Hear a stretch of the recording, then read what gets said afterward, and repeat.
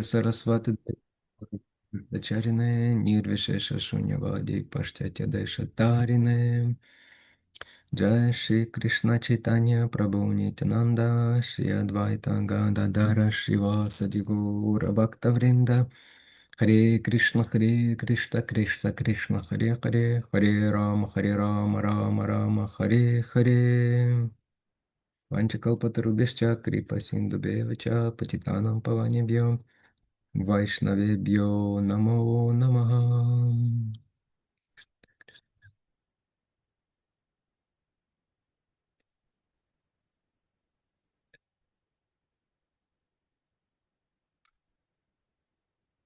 В прошлый раз мы говорили о 4 основах религии. წინაჯაზე ჩვენ საუბრობდით რელიგიის 4 საფუძველზე. Почему они так важны? რატომ არიან ისინი ასე მნიშვნელოვანი? Шрила Прабхупада говорил, они важны по многим причинам. და ისინი მნიშვნელოვანია სხვადასხვა მიზეზების გამო.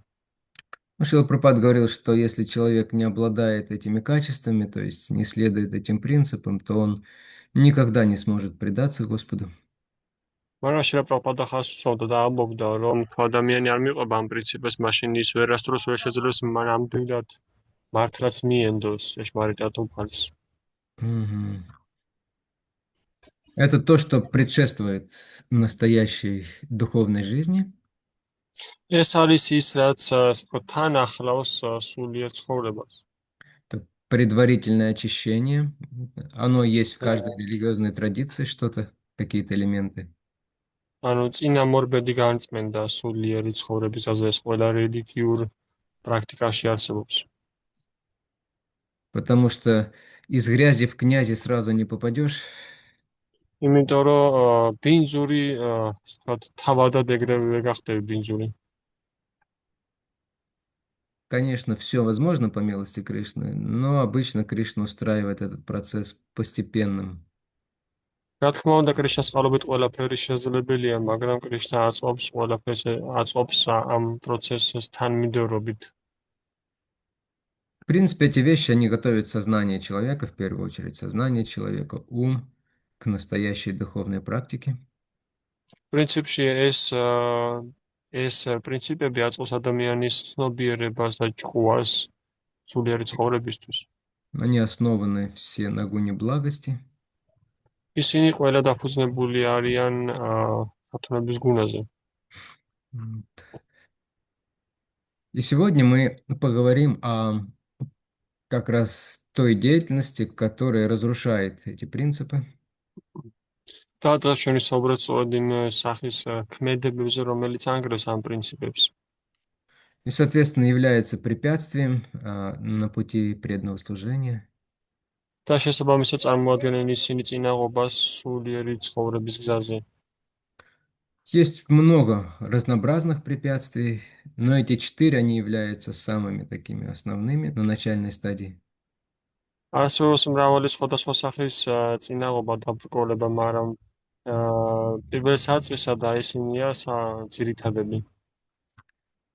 Вот, и поэтому я попросил вас, чтобы вы подумали, почитали, послушали и приготовили небольшие презентации. ამიტომაც ვთხოვეთ თქვენ, რომ მოგესმინათ, წაგეკითხათ, მომზადებული ყავით და მოგემზადებინათ მცირე ზომის პრეზენტაციები. По каждому из этих принципов, по определенной схеме. ყოველი ამ პრინციპთაგანი გარკვეული სქემის მიხედვით. То есть, как эта деятельность проявляется. თუ როგორ ვლინდება ეს ქმედება. Все разнообразные проявления, которые вы можете знать. ყველა სხვადასხვა სახის გამოვლინება, რომელიც შეიძლება იცოდეთ თქვენ. Почему эта деятельность, она плохая? Какие негативные результаты она приносит? რატომ არის ეს ქმედება ცუდი და რა ნეგატიური შედეგები მოაქვს მას? Ну, в сферах здоровья, в сфере морали, в сфере экономики, в сфере кармы и в духовной сфере. ჯანმრთელობის, ეკონომიკის, სულიერი, მორალური და სხვა დანარჩენ სფეროში რაც შეიძლება იყოს. Вот. И м, мы можем начать. და ჩვენ შეგვიძლია დავიწყოთ. Может быть, мы сегодня не сможем обсудить интоксикации, და შეიძლება ჩვენ ვერ მოვასწროთ ინტოქსიკაციების განხილვა, потому что полубогов, ответственных за интоксикации, сегодня на нашей встрече нет. იმიტომ რომ ნახევარმეთები, რომლებიც პასუხისმგებელი არიან ინტოქსიკაციებზე, დღეს არ არიან ისინი. Есть. Ну, может быть, они присоединятся. შეიძლება ისინი შემოგვიერთდნენ. Так, наверное, мы начнем с самого простого, ალბათ ჩვენ დავიწყოთ ყველაზე უბრალოდი, то есть с невегетарианства, мясоедения и прочих вещей подобных. არა ვეგეტარიანელობა, ხორცისჭამელობა და მსგავსი რამ. Обычно из 4 принципов следовать этому принципу отказа это самое простое и быстрее всего получается. და როგორც წესი, ყველა 4 პრინციპს შორის ყველაზე უბრალო, რაზეც შეიძლება პიროვნება მოარი თქვას, ეს არის და ყველაზე მარტივად გამოსდის როგორც წესი. Во многом благодаря просаду, благодаря тому, что он очень вкусный, как правило. დიდწილად პრასადის წყალობით და იმის წყალობით, რომ ის გემრიელია. И в тех случаях обычно, то есть следование этому принципу способность, она приходит первой, და ამ პრინციპების მიყოლის უნარებში ის მოდის პირველი როგორც წესი. и уходит последний. და გვტოვებს უკანასკნელი. То есть, когда преданный, если такое бывает, он падает, уходит с пути преданного служения, начинает все нарушать. თუ ესეთი რამ ხდება, ოდესაც ერთგული ეცემა მიდის ერთგული მსახურების გზიდან, გადაუხვევს და ყველაფერი ინგრევა. Но этот принцип, как правило, нарушается в самую последнюю очередь, когда уж совсем все плохо. და ეს პრინციპი, როგორც წესი, ყველაზე ბოლო არის რიგში, რომელიც ირღვევა და მე ხდება მაშინ, როდესაც ყველაფერი ძალიან ცუდად არის. Но для людей, с которыми мы встречаемся, которым, может быть, мы проповедуем, нужно уметь рассказать, почему мы не едим шашлыки. და იმ ადამიანებისთვის, რომელთაც ჩვენ ხვდებით, რომელთაც ჩვენ უხადაგებით უნდა გქონდეს უნარი, რომ კარგად დაუხსნათ, თუ რატომ არ უჭავთ წვადებს. Почему вино, которое мы пьем, лучше закусывать самосами, а не шашлыками? თუ რატომ არის უკეთესი იმ ღვინოს, რომელსაც ვსვავთ, რატომ არის უკეთესი, რომ მას მივაყოლოთ სამოსები? Это шутка. ეს ხმურობაა. Окей. Так, у нас 2 человека, которые, по идее, должны были готовиться. Мариам и Экадаси Манджари. Я და думаю, что... ჩვენ Мгм. ორი ადამიანი ყავს, რომელიც უნდა მომზადებულიყო, ეს არის მარიამი და ეკადასი მანჯარი. Я думаю, что Марьям, она первая, хочу попросить ее, чтобы она первая рассказала, а Матаджи Кадаси Манджари, она могла бы дополнить на правах более опытной и искушенной. მე ვფიქრობ, რომ პირველი შეგვიძლია ვთხოვოთ მარიამ მათაჯის ის მოყვება, რაც შეუძლია და შემდეგ ეკადასი მანჯარი, როგორც უფრო გამოცდილი, უფრო შეავსებს ამას. Хорошо, можно начинать. Харе Кришна. Харе Кришна. Минут 5-7 Харе где-то Кришна. План примите, пожалуйста.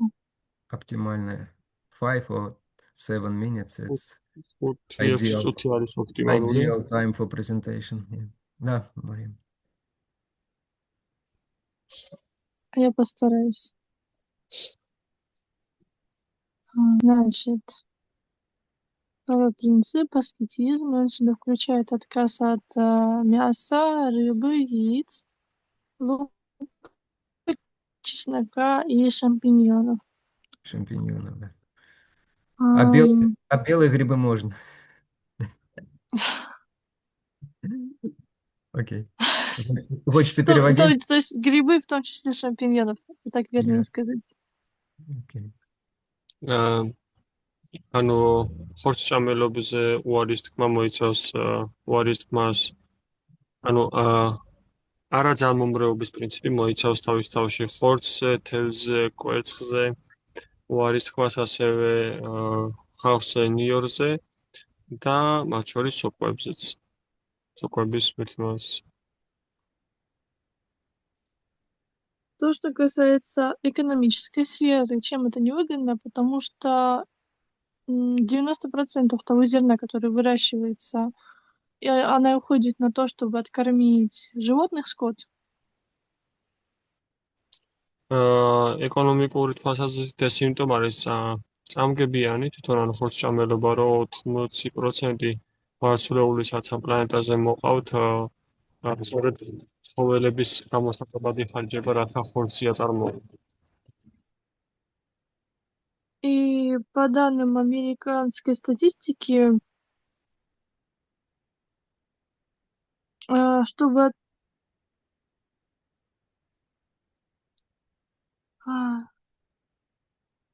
чтобы получить 1 килограмм мяса, нужно откормить скоту 16 килограмм зерна. და ამერიკული სტატისტიკის მიხედვით, იმისათვის რომ 1 კილოგრამი ხორცი მიიღონ, 16 კილოგრამი მარცვლეული უნდა შეაჭამონ. В своей книге «Диета для маленькой планеты» Франц Мур Лаппе предлагает нам представить, что мы сидим перед тарелкой с большим бифштексом. Можете повторить, в какой книге? «Диета для маленькой планеты». თავის წიგნში ერთ-ერთი ეს პიროვნება, ანუ რომელსაც ქვია დიეტა პატარა პლანეტისთვის. Нам предлагает представить, что мы сидим перед тарелкой с бифштексом. ჩვენ გვთავაზობენ, რომ წამოვიდგინოთ, რომ ჩვენ ვზივართ პატარა თეფშის წინ, რომელსაც ბიფშტექსი დევს. А теперь представьте, что в той же комнате сидит 45-50 человек, и перед каждым из них пустая тарелка. და წამოვიდგინოთ, რომ ამავე ოთახში ზის დაახლოებით 45-50 ადამიანი და რომელიც წინაშეც ცარიელი თეფში დევს. Зерна, потрачено на один вот этот бифштекс, можно было бы вполне хорошо откормить вот всех этих 50 человек тарелками каши. და ის მარცვალი, რომელიც ამ 1 კილოგრამი ხორცის მისაღებად დაიხარჯა, შეიძლებოდა 50 ადამიანის კარგად დანაყრება თითო ასეთი დიდი ფინჯანი ფაფით. То есть экономически это неразумно выгодно быть мясоедом. ან ეკონომიკურად ეს არ არის გონივრული და არ არის ონგებიანი. В сфере здоровья это проявляется тем, что человеческое тело не предназначено для переваривания мяса. და ჯანმრთელობის მხრივ კი მასშვილდება, რომ ადამიანის სხეული არ არის განკუთვნილი ხორცის მონელებისთვის.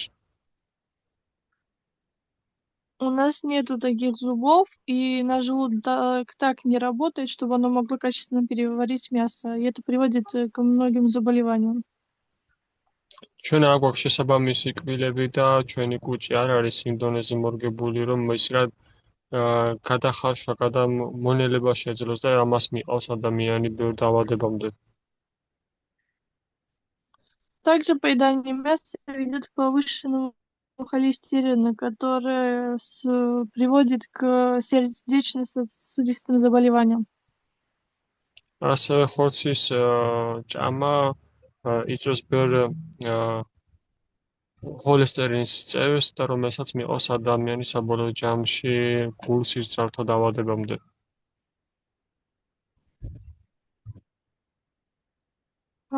После 1961 года было проведено исследование в Америке. და 1961 წლის შემდეგ ამერიკაში ჩატარდა კვლევა. И там да, и там доказали, что после курения алкоголя то, что вредит здоровью, это употребление в пищу мяса. და იქ დამტკიცებული იყო, რომ მოწევის და ალკოჰოლის მიღების შემდეგ, რაც ყველაზე მეტად აზიანებს სხეულს, ეს არის ხორცი.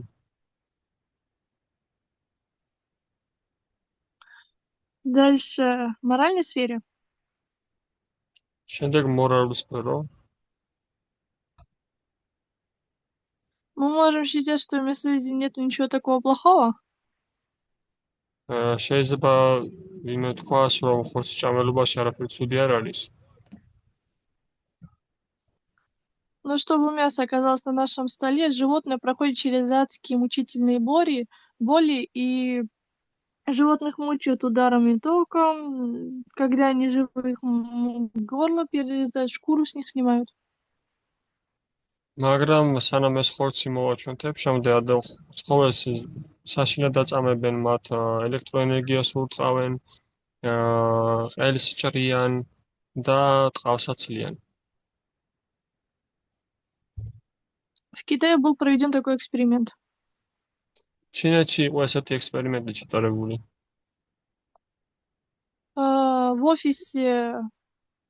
Просто в офисе установили такую комнату с куклой. ოფისში ესეთი თოჯინა დააყენეს И эта кукла была полной копией их начальника. და ეს თოჯინა იყო სრული კოპიო მათი უფროსის. Чтобы разгрузить подчиненных, им дали возможность в этой комнате, когда они злые, бить эту куклу начальника. და იმისათვის, რომ როდესაც ისინი გაბრაზებულები არიან თავის უფროსზე, მათ თქვა შეაძლებლობა იმისათვის, რომ ეს ნეგატივი ამოეღოთ, ერტყათ ეცემათ ეს თოჯინა. Этот эксперимент продолжался активно, и потом провели статистику. ეს ექსპერიმენტი გრძელდებოდა აქტიურად და შემდეგ სტატისტიკაში ადგინეს. Поразились, что после того, как начали практиковать вот это насилие регулярное, და ესეთი შედეგები დადეს, რომ მას შემდეგ რაც ამ პიროვნებმა დაიწყეს ესეთი რეგულარული ძალადობის პრაქტიკა, то есть выпуск такого гнева через физику на куклу. ანუ თავისი ამ რისხანეს ბრაზის გამოშვება ამ თოჯინაზე. Насилие в семьях и в целом агрессия у людей, она только увеличилась во много раз. ძალადობა ოჯახში და ზოგადად სხვა ადამიანების მიმართ მხოლოდ და მხოლოდ გაიზარდა. То есть это нам говорит о том, что вот такое поддерживание отношения к животным только нас самих пробуждает жестокость и насилие. ანუ ეს იმაზე მეტყველებს, რომ ესეთი ძალადობრივი დამოკიდებულება ცხოველების მიმართ, ასევე ჩვენ გვიბიძგებს, რომ უფრო მეტად მოძალადეები გავხდეთ. Не зря же говорят, что убийство животных, оно как раз к войнам и привело нас. ტყუილად ხო არ ამბობენ, რომ ცხოველების ხოცვა მივიყვანა ჩვენ ომებამდე. Лев Толстой писал, что убивая животных ради пропитания, человек подавляет себе высшие духовные чувства. ლევ ტოლსტოიმ თქვა, რომ ცხოველების მკვლელობისაც, სადაც ადამიანი თავის გამოსაკვებად ცხოველებს ხოცავს, ის თავის სულიერი წინსulis გზას იღობავს ასე. Чувство сострадания, жалость к другим живым существам, подобным ему. კარგავს მოწყალების და თქვათ ტკბილის გამზიარებლობის უნარს. И переступая через себя, ожесточает свое сердце. და საკუთარ თავს ესე ვთქვათ გადახტომით თავის გულის ხდის უხეშს და ვთქვათ მოძალადეს ხდის. Ему принадлежит такая фраза, что как можно надеяться, что на земле воцарится мир и процветание, если наши тела являются живыми могилами, в которых погребены убитые животные. მას ეკუთვნის ესეთი ფრაზა, რომ როგორ უნდა გვიქონიოთ იმედი, ან როგორ უნდა გვეგონოს, რომ მშვიდობა დამყარდება, ან რაიმე უკეთესად შეიძლება აყვავდება, თუ ჩვენი სხეულები წარმოადგენს ცოცხალ საფლავებს სხვა ცოცხალი არსებებისთვის. Это то, что касается моральной сферы. В духовной сфере же ეს რაც შეეხება მორალურ სფეროს, ხოლო სული სფეროს, мясоедение увеличивает нашу гордыню, ხორცის მჭამელობა ზრდის ჩვენს სიამაყეს. то есть горделивый человек, он считает себя вправе есть мясо, убивать животных и распоряжаться чужими жизнями. ანუ ამაყი ადამიანი თulis თავის რომ მიაჩნია რომ თავისი უფლება არის რომ თუ უნდა ხორცი ჭამოს, თუ უნდა ცხოველი მოკლას ამისთვის და თulis რომ მას უფლება აქვს რომ სვის სიცოცხლე განკარგოს. Вправе считает себя вправе распоряжаться чужими судьбами и ставить себя выше учителей, выше Бога. მიაჩნია რომ სხვისი ბედის განსაზღვრის უფლება გააჩნია, აყენებს საკუთარ თავს მასწავლებლებზე და სხვა პიროვნებებზე მაღლა. Шрила Прабхупада говорил о том, что тот, кто не следует этим 4 принципам, в том числе мясоедение, никогда не сможет прийти к Богу. შრილა პრაბჰუპადა ამბობდა, რომ ის, ვინც არ მიყვება ამ 4 პრინციპს, მათ შორის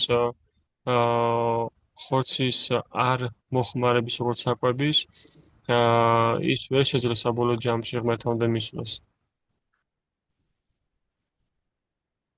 Это то, что касается вреда мясоедения в разных сферах. ეს რაც შეეხება ხორცის ჭამელობის ზიანს სხვადასხვა სფეროში. Да, как на практике мы можем поддерживать этот принцип? და როგორ შეგვიძლია პრაქტიკაში ამ პრინციპის მიყოლა, რომ შევინარჩუნოთ ეს? Для того, кто ест мясо, например, და მათთვის, ვინც ხორცს ჭამს, მაგალითისთვის, для них очень важно в первую очередь от мяса как раз не отказываться. მათთვის ძალიან მნიშვნელოვანია პირველ რიგში, რომ ხორცზე არ თქვან უარი. Им в первую очередь надо просто ввести в свое меню новые вегетарианские продукты, вкусные особенно. და მართეთ რომ უბრალოდ თავის მენიუში ჩართონ ეს მრავალფეროვანი ვეგეტარიანული საკვები, გემრიელი. Потому что этот новый вкус, он поможет перебить вкус и привязанность к мясу. იმიტომ რომ ამ ახალ გემოს შესაძლოა რომ გადაფაროს სხვა გემოები და პირველ რიგში ხორცის. Потому что мясо, оно не просто вредное, но оно на самом деле невкусное. რადგან ხორცი უბრალოდ მავნებელი კი არ არის, სინამდვილეში ის არ არის გემრიელი.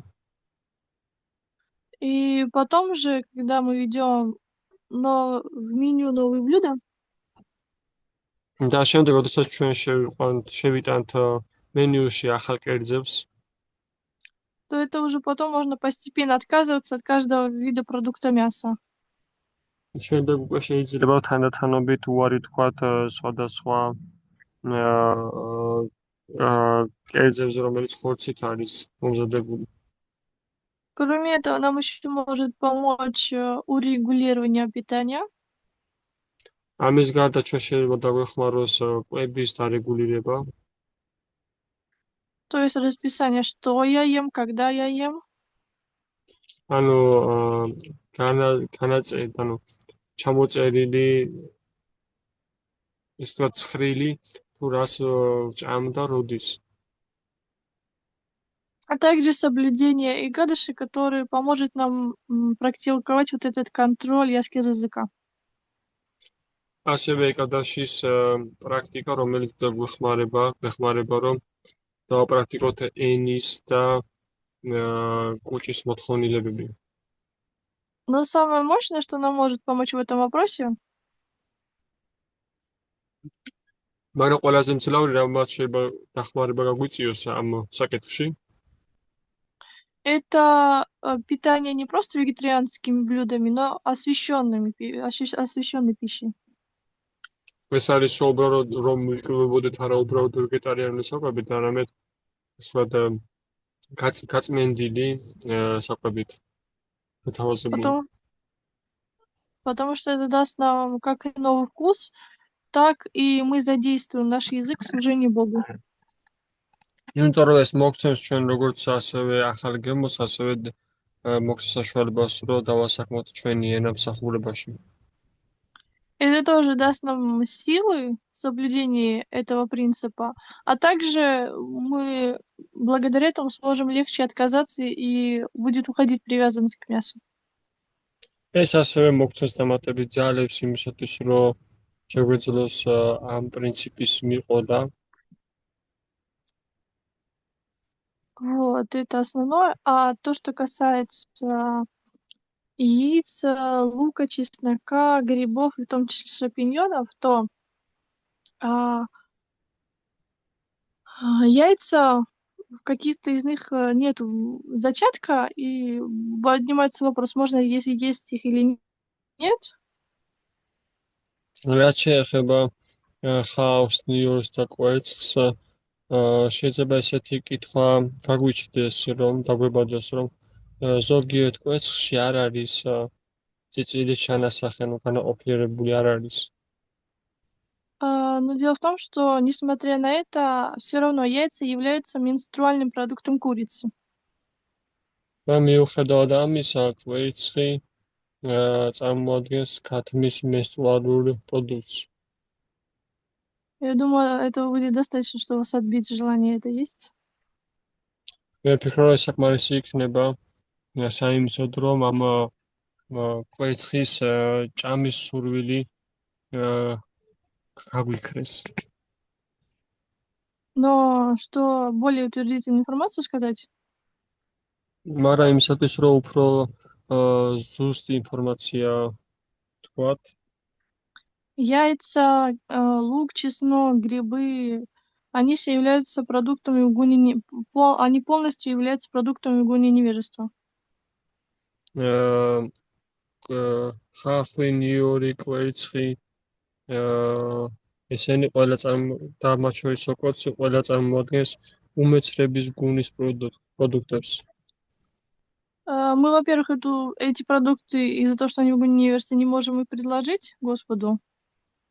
პირველ რიგში ის, რომ ეს პროდუქტები არის უმეცრების გუნაში და ვერ შეგვიძლია მის შეთავაზება ღმერთისთვის.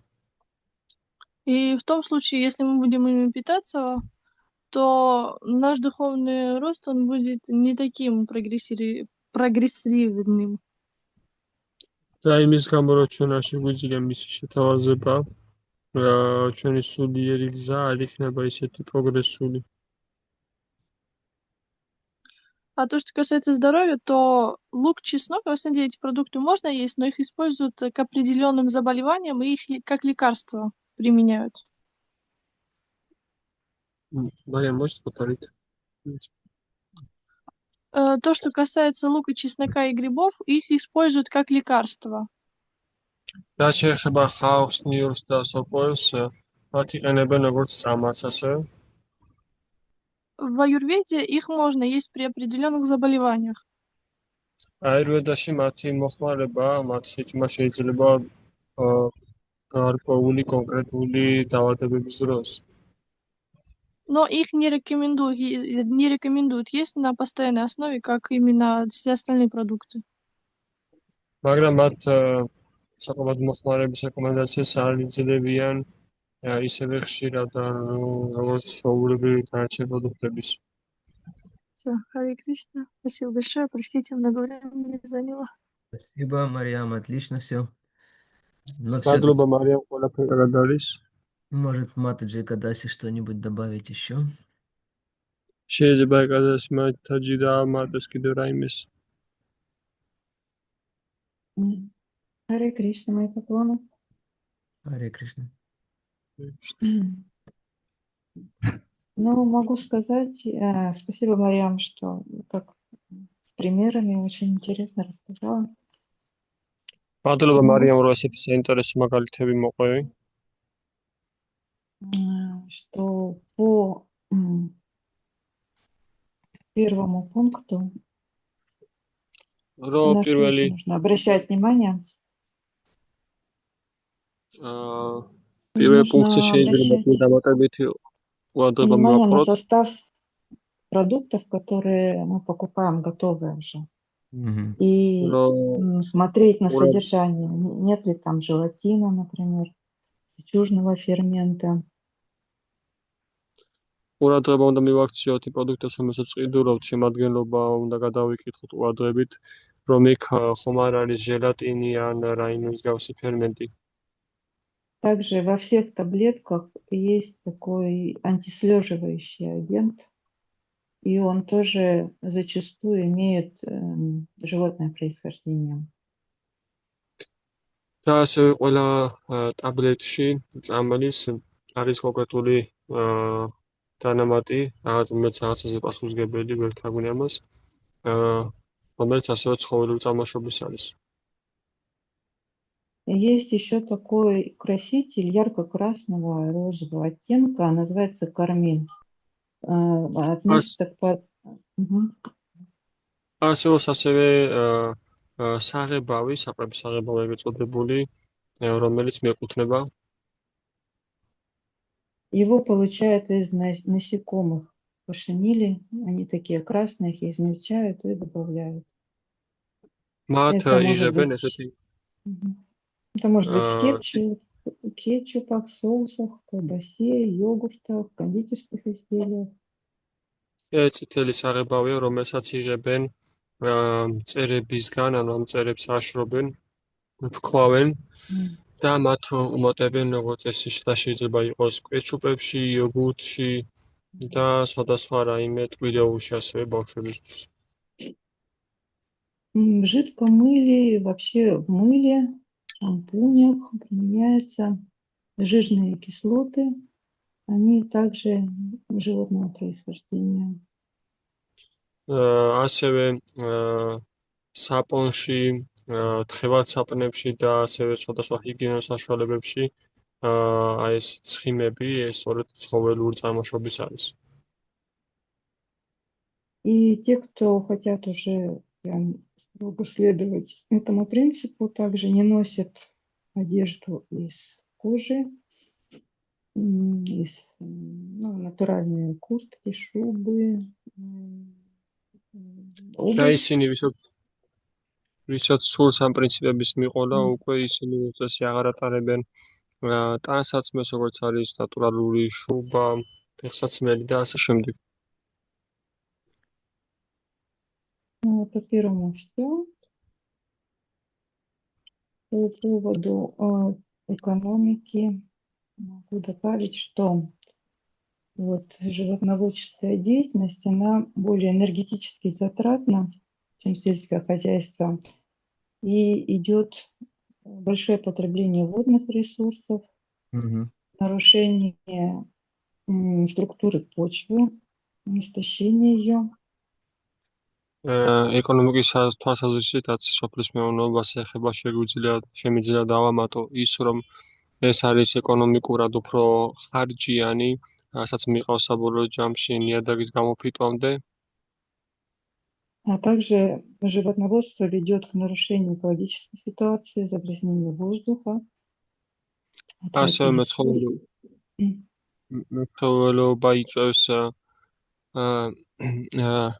მეცხოველეობა იწვევს ეკოლოგიის დაბინძურებას, ტყეების შემცირებას.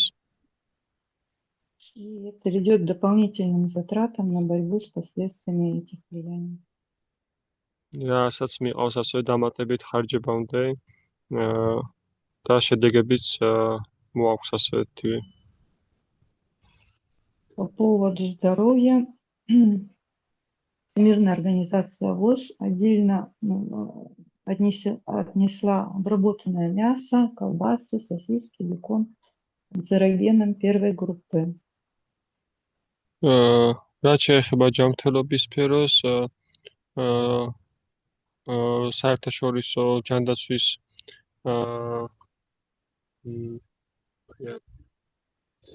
მოგეთ ამ ორგანიზაციამ შეიტანა გადამუშავებული ხორცი, როგორც არის კალბასები, როგორც არის სოსისები და ასე შემდეგ карциногенების პირველ ჯგუფში. А красное мясо канцерогеном второй группы, ну, не обработанное обычно. ხო, წითელი ხორცი карциногеნის, ანუ მეორე ჯგუფის карциногенში შეიყვანეს. Также в мясе содержится такое вещество, как карнитин, который негативно влияет на сердечную мышцу, вызывает сердечно-сосудистые заболевания. ასევე ხორცი შეიცავს ისეთ ნივთიერებას, როგორც არის კარნიტინი, какое вещество? Карнитин. კარნიტინს, რომელიც იწვევს გუსის ძაღლთა დაავადებებს. Повышенное содержание соли ведет к повышенному давлению. და მომატებული მარილების მაჩვენები, რასაც მიყავს ადამიანი მომატებულ წნევებამდე. Ну, это относится к готовому обработанному мясу. ესაც შეეხება და გადამუშავებულ ხორცს, ამოუზადებულ ხორცს. Избыток белка создает повышенную нагрузку на почки. ესე იგი, ბილოკ ცილების მაღალი მაჩვენებელის მიყავს მოაქვს დიდი დატვირთვა ღვიძლისთვის. Также в мясе большое содержание гормонов, антибиотиков, которыми кормят животных. ასევე ხორცი შეიცავს მაღალი მაჩვენებლით ჰორმონებს და ანტიბიოტიკებს, რომელსაც ასევე აჭმევენ ცხოველებს. И очень часто мясо и рыба заражено паразитами. და ძალიან ხშირად თევზი და ხორცი დაავადებულია, დაინფიცირებულია პარაზიტებით.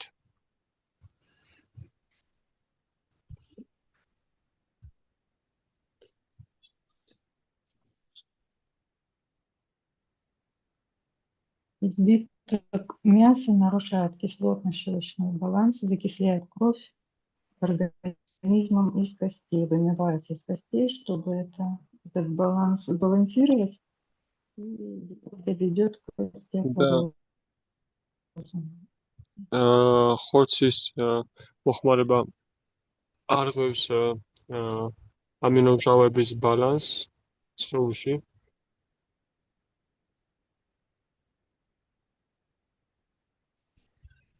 Последнее по поводу последнего пункта. Еще сказать, что тяга к мясу может указывать на дефицит железа, белка, витамина В12. Нужно на это обратить внимание и компенсировать этот дефицит. ბოლოს რაც შეიძლება დავამატო ეს არის, რომ ხორცის მიმართ ეს მიდრეკილება სურვილი შეიძლება გამოწვეული იყოს B12-ის, კალიუმის, კალციუმის ნაკლებობით და შეიძლება ამაზე მოადღების მიქცევა. Еще могу сказать по поводу духовной сферы. კიდევ შემიძლია თქვა სულიერ სფეროსთან დაკავშირებით. Люди, которые участвуют в убийстве животных, тем самым нарабатывают себе негативную карму, что само по себе препятствует духовному прогрессу. ის ადამიანები, რომლებიც მონაწილეობენ ცხოველების ხოცვაში, ისინი გამოიმუშავებენ უარყოფით კარმას, რაც ასევე წინაღობა შეიძლება იყოს სულიერი განვითარების გზაზე. Я все. Спасибо. Ну что, мясо больше не едим? ხორცს მეც აღარ ვჭამთ. И шампиньоны. და კამასოკოს. Один раз я стал свидетелем, как преданная готовила шампиньоны на программу. მე ერთხელ მომსწრე გავხდით თუ როგორ ამზადებდა ერთგული კამასოკოს პროგრამაზე. Простите за подробности, Но когда я вошел в квартиру, такое ощущение было. დაპატიეთ დეტალების გამო, მაგრამ როდესაც ამ ბინაში ავდიოდი, ისეთი შეგრძნება მქონდა, რომ Вы представьте, кто-то 2 недели носил носки, не меняя. წამედირეთ, რომ ვიღაცა მორიკვირა ატარა წინდები ან ნასკები ისე რომ არ გამოუცვლია. И потом начал их варить. და მე მათი ხარშვა დაიწყო. Вот такой запах был примерно. დაახლოებით აი ესეთი სუნი იდგა. Вот. А, Что еще можно добавить? Почти все. Конечно, вот очень подробно все рассказали, даже чересчур, может быть. რა თქმა უნდა, თქვენ ყველაფერი М. ძალიან დეტალურად დაახსნეთ შევავაზე მეტოდაც კი, მაგრამ კიდევ შეიძლება რაღაც დამატება. В сфере морали, во-первых, что касается коров это мать, мы столько от коров берем, да, и в награду люди коров убивают. მორალის სფეროში რაც შეეხება კონკრეტულად ძროხებს, ძროხები ითვლებიან დედად, რადგან ამდენს გვაძლევენ და ადამიანები მათ ხოცავენ მაინც. И вторая вещь касается домашних животных в основном. და მეორე რამე ეხება თვითონ შინაურ ცხოველებს ზითად. Тех, кто полностью зависит от человека, доверяет человеку, да, и человек потом просто убивает жестоко, да. ის მთლიანად დამოკიდებულია ცხოველებზე, ანუ ცხოველით დამოკიდებული ადამიანებზე, ადამიანი მას უვლის და მე ბოლოს კლავს მათ. То есть одно дело убивать на охоте диких животных, да, а другое дело тех, кого мы прикормили, кто в нас поверил. ანუ ერთი საქმეა, ერთი თემა, როდესაც შეიძლება ადამიანი კლავს ცხოველს რაღაც ნადირობისას, ველურ ბუნებაში და მეორე კიდევ, როდესაც მას უვლიდა, აჭმევდა და მას ენდობოდა, ამ ადამიანს ენდობოდა ეს ცხოველი. Это величайшее предательство. ეს უზარმაზარი ღალატია. Что касается духовного влияния, то человек, который ест мясо, он вообще не способен понимать какие-то духовные предметы. რაც შეეხება სულიერ ზეგავლენას, ადამიანი, რომელიც ხორცს ჭამს, მას საერთოდ გააჩნია უნარი, რომ რაღაც სულიერ თემები გაიგოს, გააცნობიეროს. И вообще какие-то даже материальные утонченные вещи в гуне благости для него полностью недоступны. და თუნდაც მატერიალური რაღაც უფრო ნატიფი თემებიც მისთვის თითქმის მთლიანად მიუწვდომელია.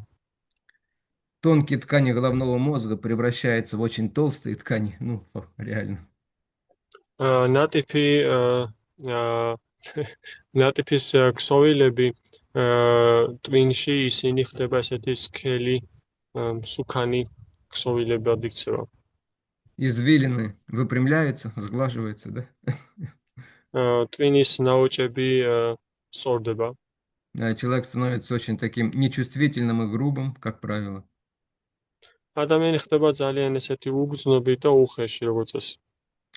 И с точки зрения кармы, действительно, войны и стихийные бедствия в основном происходят там, где много убивает животных. და კარმის თვალსაზრისით აი ეს ბრძოლები, ომები, ყველელობები ბევრი ხდება სწორედ იქ, სადაც ბევრი ცხოველს κλავენ. Например, одно из очень жестоких землетрясений было, по-моему, в 1988 или 1989 году в Армении в месте, которое называется Спитак. მაგალითისთვის ერთ-ერთი ყველაზე მძლავრი მიწისძვრა იყო 1968 წელს, 65 წელს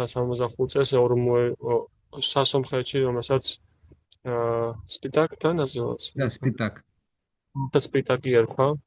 Там очень много людей погибло. იქ ძალიან ბევრი ადამიანი მოკვდა. И с духовной точки зрения, первый принцип, который необходим, чтобы начать духовную жизнь, это ахимса, да? Мы знаем, Господь Будда проповедовал его. Ахимса парама дармо, есть такое выражение в ведах.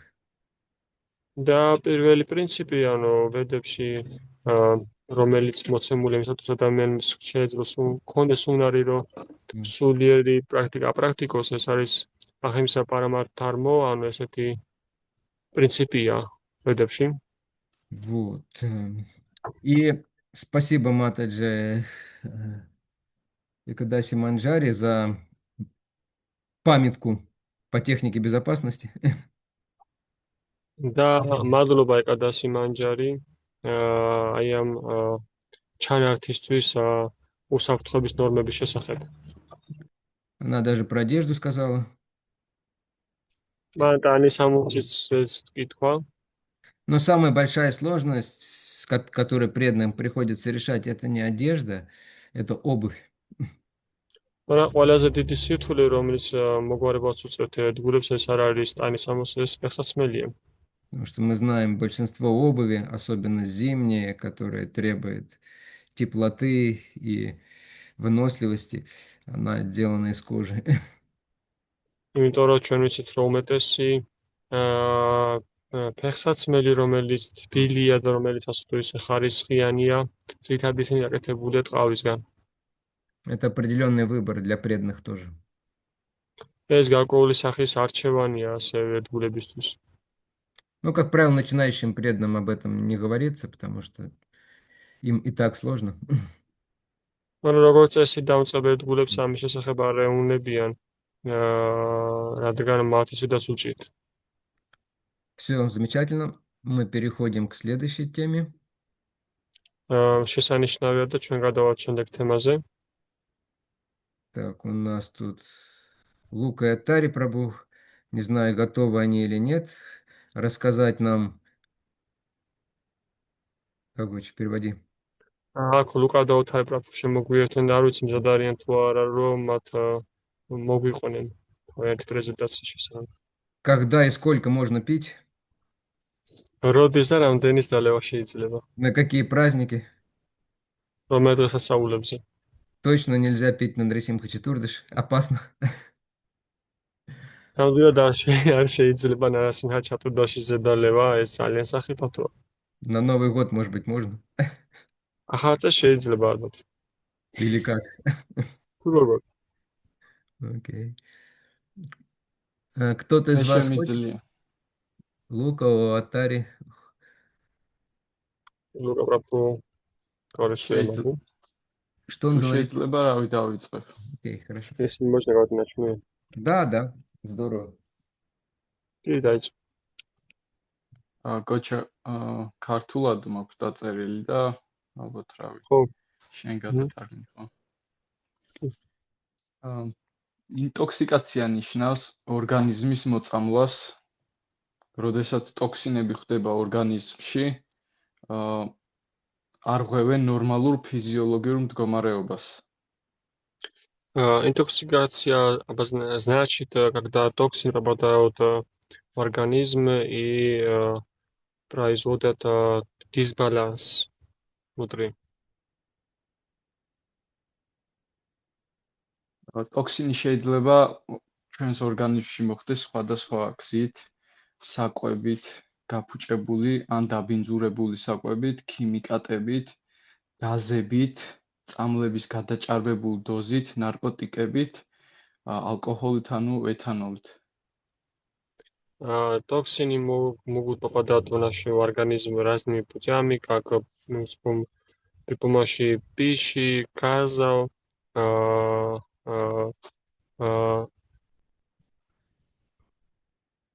საკვები შეიძლება ნელ-ნელა ჩამოთვალ ნაწილობრივ, იმიტომ რომ ეს მე ჭირს დამახსოვრება.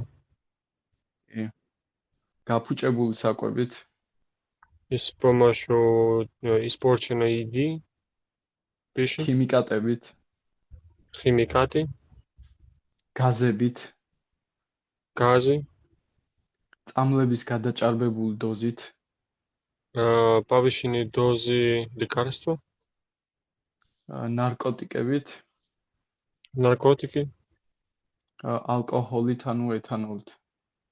алкоголит, то есть этанол.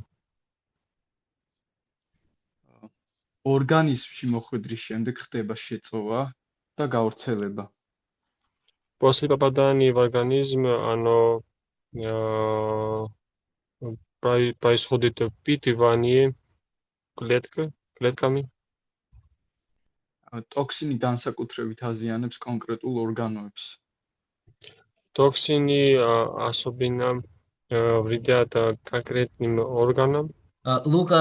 Luca, sorry, I need to correct you. We need to speak only about such things like alcohol, cigarettes, not intoxication, but the thing which delude us and give very big pleasure at the end. I think you don't need speak about this in in the medical sense. All polluted thing, not only special thing like alcohol, drugs, and so on. Because we have no time, unfortunately. We need to hear other devotee also. Sorry.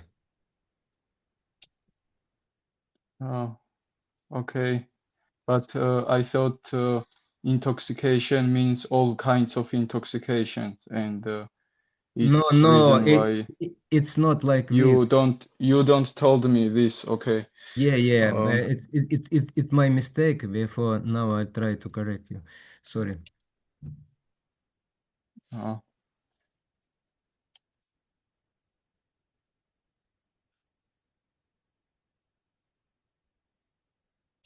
აი, აქედან გავაგრძელოთ, ბოჭ. სიმპტომები სხვადასხვანაირი შეიძლება იყოს.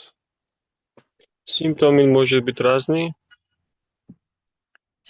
გულისრევა, Это рвота, სისუსტე, слабость, ცნობიერების დაბინდვა, затмение разума, საუბრის გაბუნდოვნება, неразборчивая речь, ძილიანობა ან უძილობა. повышенное желание там к сну или бессонница. ინტოქსიკაცია ასევე იწვევს შფოთვას, მოულოდნელ აგრესიას, გადაწყვეტილების მიღების უნარის დაქვეითებას. Интоксикация также ведет беспокойством, агрессии.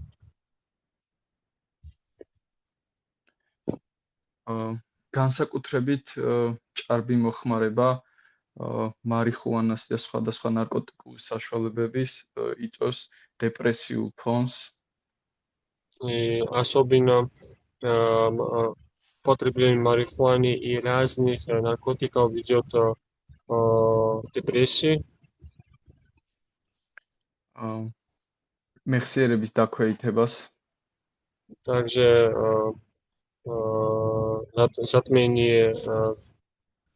затмение памяти. რეალობის დამახინჯებულ აღქმას. Искаженное восприятие реальности.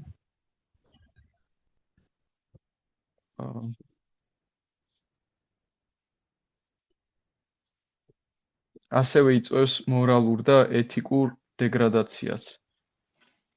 Также вызывает деградацию морали, этических,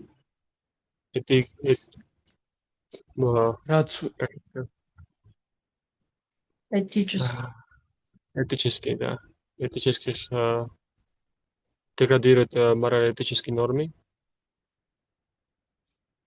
რაც ვლინდება სხვადასხვა სახით. Что проявляется разными образом.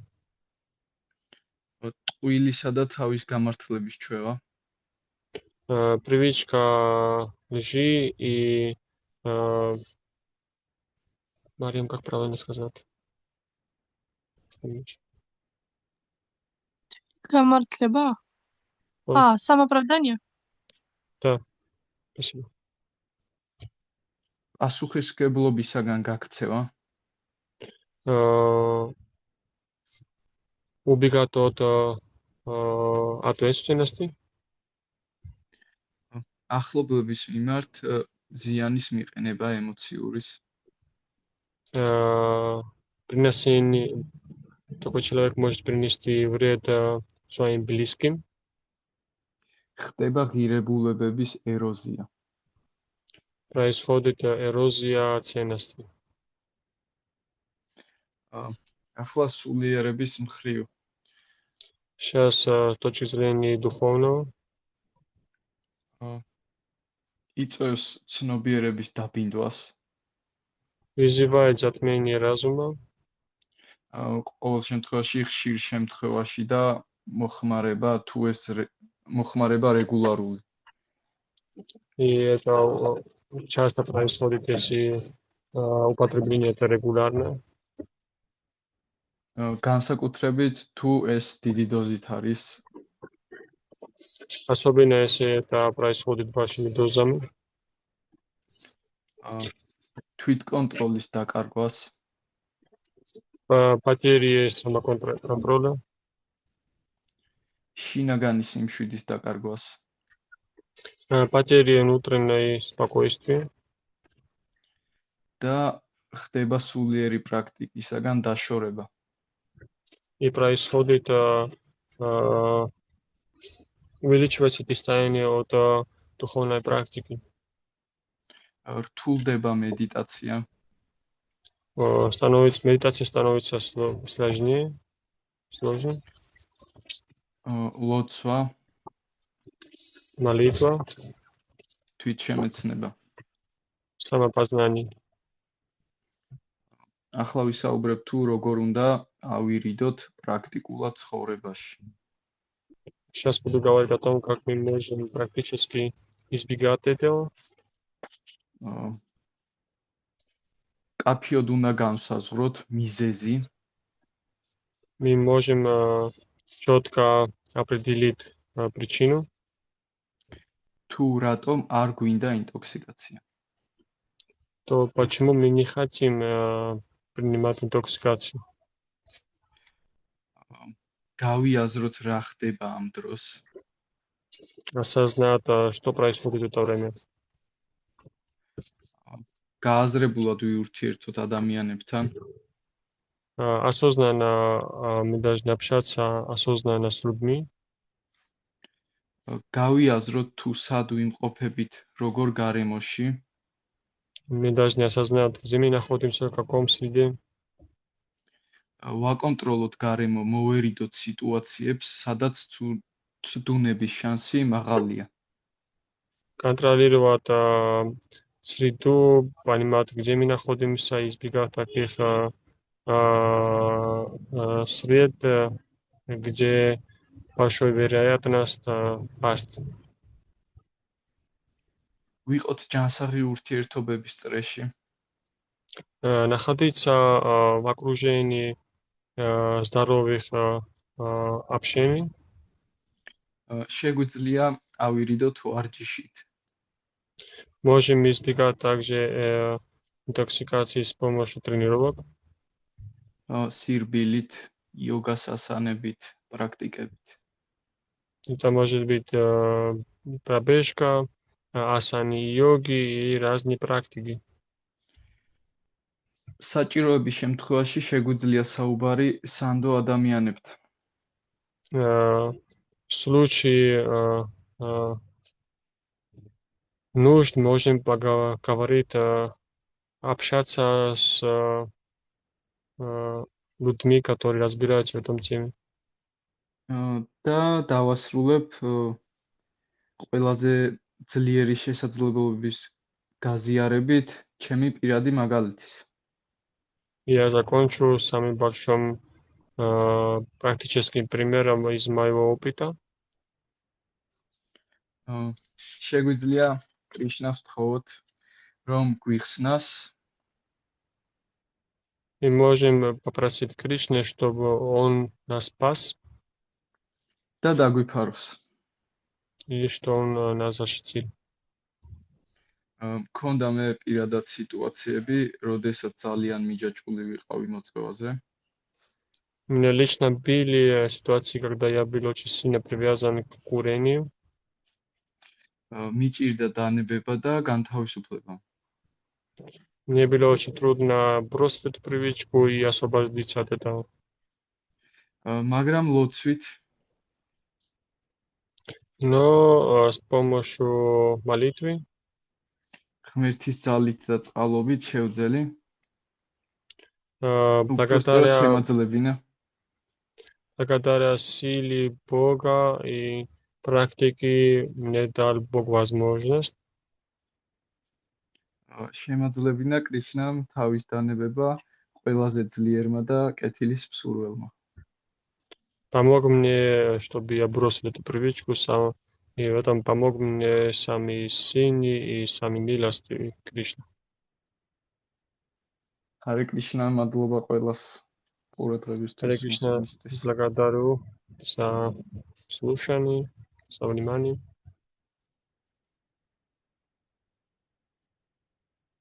Yeah, thank you so much. It's very nice presentation. Очень хорошее представление, доклад. Аттари Прабху, может быть, что-то может добавить? Харе Кришна, примите мои поклоны. Харе Кришна, вам тоже наши. Я могу добавить одно, что индустриальная промышленность, вот, всем известно, при коммунизме и в начале 19 века был закон, сухой закон выходил на алкоголь, на вот курение.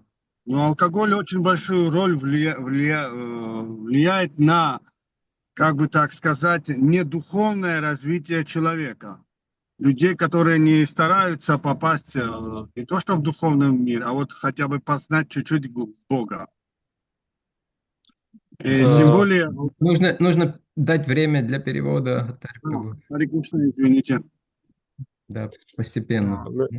მე შემიძლია დავამატო თანამედროვე ინდუსტრიულ სფეროზე ალკოჰოლის წარმოების მაგალითისთვის 80-იან წლებში წინა საუკუნის ან დაახლოებით ამ პერიოდებში იყო მშრალი კანონი, როდესაც აკრძალული იყო ალკოჰოლის მოხმარება და მე შემიძლია ვთქვა, რომ ალკოჰოლის წარმოებას შეაქვს დიდი წვლილი კაცობრიობის არასულიერ განვითარებაში. И при этом, когда человек уже, вот при коммунистах как бы создавали роботов, сам Сталин еще хотел создать такого идеального человека, который мог только работать на государство и никакого духовного развития. და კომუნისტების დროს სულდათ რომ ცოცხალი რობოტები შეექმნათ, მაგალითად თავად სტალინის სულდა რომ ისეთ ადამიანები შეექმნათ, რომელიც მხოლოდ სახელმწიფოზე იმუშავებდა და არავითარი სულიერება არ ექნებოდა. И так и получалось. Когда пришли коммунисты, они в первую очередь забрали у человека что? Веру. Закрыли церкви, там пооткрывали разные вот эти вот клубы. А чтобы в клубе хорошо потанцевать, что надо? Надо хорошо выпить или хорошо покурить. Вы, извините минутку, выпустите, я подойду, хорошо? Я быстренько потом принесу. Харе Кришна, извините меня, мы тут с Матаджи Радахавой продукты еще закупаем. Да. და კომუნისტების დროს მაგალითისთვის ეს მოხდა, რომ დაახურეს ტაძრები, დაანგრიეს, გახსნეს კლუბები და ასეთი სხვადასხვა დაწესებულებები და რა არის საჭირო იმისათვის, რომ კლუბში კარგად გაერთოს ადამიანი, ამისათვის საჭიროა, რომ დალიოს და მოწიოს. И всем известно, что человеческое тело издает разные вибрации. Соответственно, тем более по нашим... ყველასთვის ცნობილი, რომ ადამიანის სხეული სხვადასხვა ვიბრაციებს წარმოქმნის. В нашей культуре тоже, от аудиовайшнавской культуре, в состоянии, в гуне благости, в гуне страсти и невежества тело издает разные вибрации. და ჩვენ კულტურაშიც ეს ცნობილია გაუდიოვაიშნავ კულტურაში, რომ ჩვენი სხეული სხვადასხვა ვიბრაციებს წარმოქმნის სხვადასხვა გუნაში, როგორც არის უმეცრების, სათნოების, თუნების. При помощи этих вибраций мы как бы связаны с природой. და ამ ვიბრაციის წყალობით ჩვენ დაკავშირებული ვართ ბუნებასთან.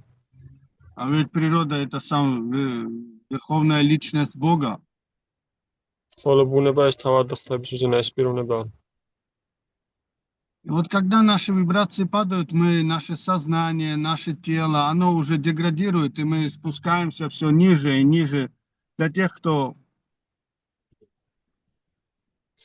და როდესაც ჩვენი ვიბრაციები ეცემა, ჩვენი უფრო და უფრო დეგრადირებთ, უფრო დაბლა და დაბლა. Для большинства людей, которые принимают вот этот алкоголь и интоксикационные разное курение, вот они падают, и у них душа не может проснуться, пробудиться не может и не может выполнять свои истинные, как бы так сказать, функции, душа. Поэтому человек про человека говорит, он бездуховный, нет у него ни духовности, ни души, мол, нету, бездушный. И вот хотели Да, они добиться этого. ადამიანი, რომელიც ალკოჰოლს მოიხმარს, მისი სული უფრო და უფრო დაფარული ხდება და ის ხდება უფრო და უფრო უსულო, უგრძნობი. Продвигался вот этот алкоголь, и каждый человек, он работал по 12 часов, его там как-то кормили вот этим мясом, 3 раза в день бифштексы, шницеры, суп с мясной, с говядины, борщ с говядины. Приходил, выходил, покупал алкоголь, расслаблялся после трудного дня и шел в клубы посмотреть кино или потанцевать.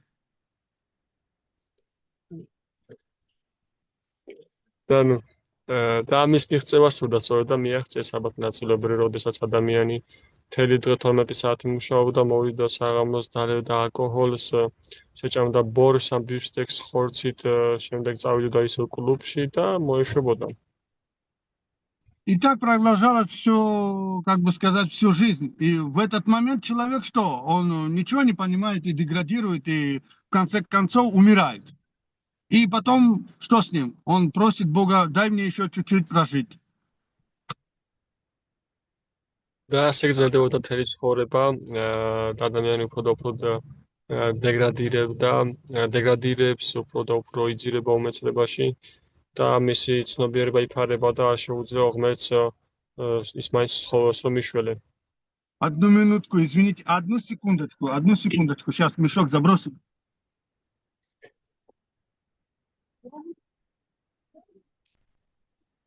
Аттари Прабhu, нужно там Радабави помогать, ей нельзя тяжести поднимать. Поэтому, может быть, чуть позже вы можете закончить, я думаю.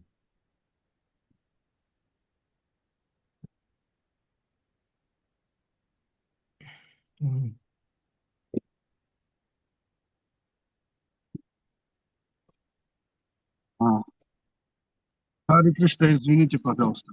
Там Аттари Прабhu, если нужно Матаджи Радабави помогать, то нужно помогать. Ей нельзя тяжести поднимать, а потом вы можете закончить чуть позже. Не проблема. Извините, все получилось, все нормально, уже едем в храм. Извините, пожалуйста. Все нормально, да? То есть хорошо. Я остановился на том, что человек так деградировал. И в этом момент получается, что он проживает свою жизнь опять впустую. Его душа не просыпается, и нет уже смысла жить ему. И что происходит? Происходит самоуничтожение тела, и он умирает. Умирает в 45 лет от разложения печени, от цирроза, от туберкулеза, от воспаления легких, или как там называются. И это все делается для того, чтобы просто человек был как раб какой-то там коммунистической или какой-нибудь там структуры, чтобы его использовать как рабочего. И все, больше ни о чем. И самое главное... Ой, договорился, извините.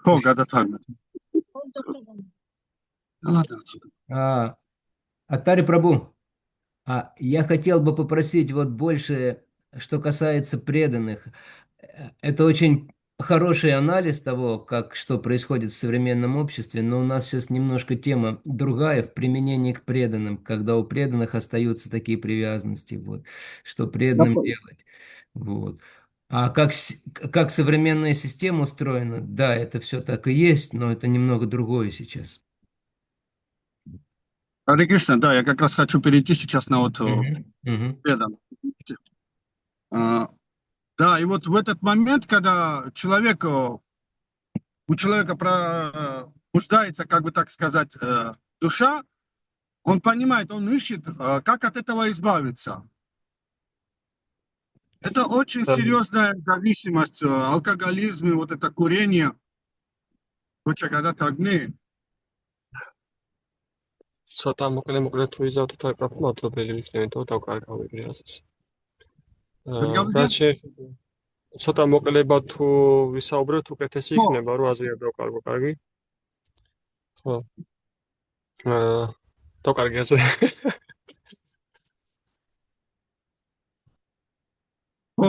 Для преданных очень трудно выйти из этой ситуации, для обыкновенного человека очень трудно. ერთგულისთვის ან ჩოლ ადამიანისთვის ამ სიტუაციიდან გამოსვლა ძალიან რთულია.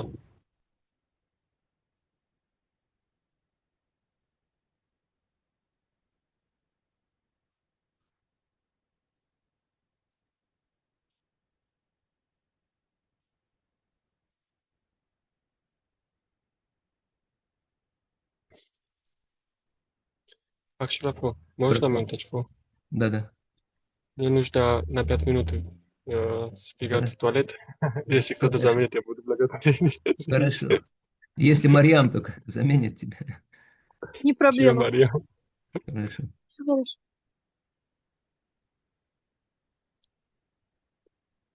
Окей. Аттари Прабху пока пропал. Сейчас появился. Появился. Похоже, да? Да. Меня нормально слышно? Очень хорошо. Всё.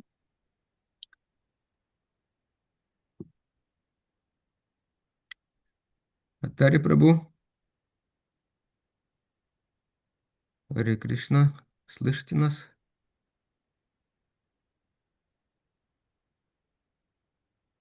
Окей, тогда, может быть, несколько вещей я могу добавить. Марьям, выйдите. Да. Значит, ესე იგი, მე შემიძლია რამოდენიმე ნივთები დავამატო ამაში. Эта привязанность к этим средствам, к алкоголю, особенно к наркотикам, она очень сильная. ეს მიჯაჭვულობა ალკოჰოლის მიმართ, განსაკუთრებით ნარკოტიკების მიმართ ის არის ძალიან ძლიერი. И она действительно делает человека рабом, если это запустить далеко. და ეს აკეთებს ადამიანსაგან მონეს, თუ ადამიანი არის ძალიან მიჯაჭვული. Например, там, чтобы поесть мясное любимое блюдо, но человек навряд ли будет кого-то бить, убивать, грабить, да? მაგალითად, ადამიანი, რომელსაც უყვარს ხორცი, ეგეთი ვარაუდი არ არის, რომ ამის გამო ვიღაცას დაარტყამს ან მოკლავს, ადამიანს. Но ради наркотиков он готов, как говорится, мать родную продать, и много таких случаев. მაგრამ ნარკოტიკები რომ მიიღოს ადამიანი მზად არის თავისი დედაც გაყიდოს. Вот. И если мы говорили, что мясоедение, оно до какой-то степени отупляет человека, да? თუ ჩვენ ვსაუბრობდით იმაზე, რომ ხორცის ჭამა უბრალოდ რაღაცნაირად კვინის პროცესს, то одурманивающие средства, они просто делают из человека реально животным, да? მხოლოდ ინტოქსიკაცია აკეთებს ადამიანისაგან ცხოველს, ნამდვილს. Есть история о том, как один буддийский монах путешествовал в горах, и его там застала непогода, сильный дождь, ветер. არის ერთი ისტორია ბუდისტის მონახის შესახებ, რომელსაც მიდიოდა მთებში და იქ შეხვდა, ცუდ ამინდს. Было уже поздно, и вдруг он увидел свет, небольшой домик там был. უკვე იყო საღამო და იქ დაინახა სახლი, სადაც იყო შუქი. И он постучался, и там была молодая женщина. იმა დაკუკუნა კარში და იქ იყო ახალგაზრდა ქალი. И он попросил: спусти меня, пожалуйста, мне негде укрыться.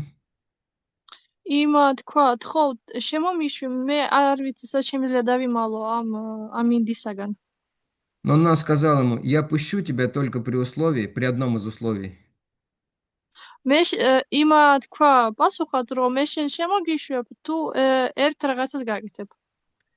Вот, либо ты убьешь козленка и приготовишь.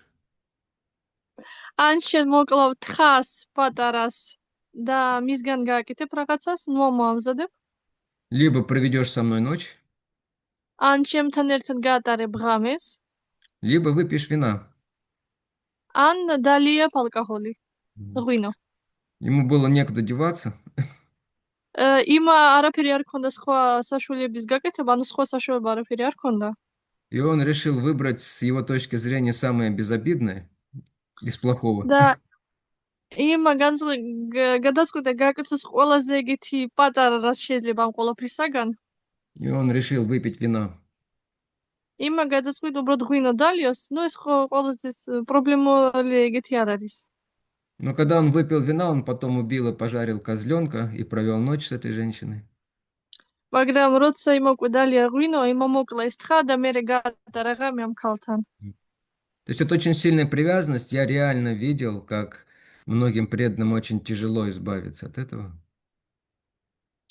ეს ძალიან საკმარისად ძლიერი მიზაჭულობაა და მე ბევრი მქონდა ნანახი, როგორ ერთგულებისთვის უჭირთ ამ მიზაჭულობის გამო. То есть приселялись ваши молодые ребята, очень старались, а потом все равно пропадали, то есть встречались со старой компанией и принимали наркотики или вино. ანუ ახალგაზრდა ბიჭები ისინი აშრამში იწყებდნენ ცხოვრებას, მაგრამ მერე შეხვდებოდა ვიღაცა ნაცნობი ძმაკაცი, ვინც სვამს ან ეწევა და მერე ისინი მიდიოდნენ ისევ იქ. И один даже тело оставил ერთი კიდე სხეული დატოვა. от передозировки. იმის გამო რომ ბევრი მიიღო ნარკოტიკები, სხეული დატოვა. Поэтому Лука совершенно правильно сказал, что когда у человека есть такая привязанность, он должен избегать таких ситуаций компаний, в которых ему легко сорваться. ამიტომ ლუკა აბსოლუტურად სწორად თქვა, რომ როცა ადამიანს აქვს ეგეთი მიზაჭულობა, იმა უნდა აერიდოს თავი ეგეთ კომპანიას, სადაც სვამენ, ეწევიან. Пока он реально не утвердится в духовной жизни, სანამ ადამიანი რეალურად კარგად არ გამყარდება სულიერ ცხოვრებაში, ძლიერი არ გახდება. вот. Поэтому даже в обычной жизни, например, алкоголики, наркоманы, у них есть специальные, для тех, кто хочет отходить, да, вот они специальные санги, так сказать, общество организует, где они общаются, помогают друг другу. ამიტომ ალკოჰოლიკებს და ვინც ეწევა, აქვს სპეციალური სანგები, სპეციალური კომპანია კომუნიკაცია, სადაც ეს ეხმარება ამაში. Потому что иначе человек за 2-3 года, он просто сгорает, он просто умрет через 2 или 3 года. თორემ სხვანაირად 2-3 წელში ადამიანი უბრალოდ მოკვდება, გაქრება. У моей племянницы была такая ситуация, но вроде кое-как она вылезла с помощью общения, с помощью разных вещей, хороших советов. ჩემ ბიძაშვილს ჰქონდა ეგეთი სიტუაცია, მაგრამ მადლობა ღმერთს, ყველაფერი კარგად მოვიდა, კარგი კომუნიკაციის საშუალებით და სხვა. Ну, чтобы избавиться от этих вещей, нужно понимать, откуда они возникают.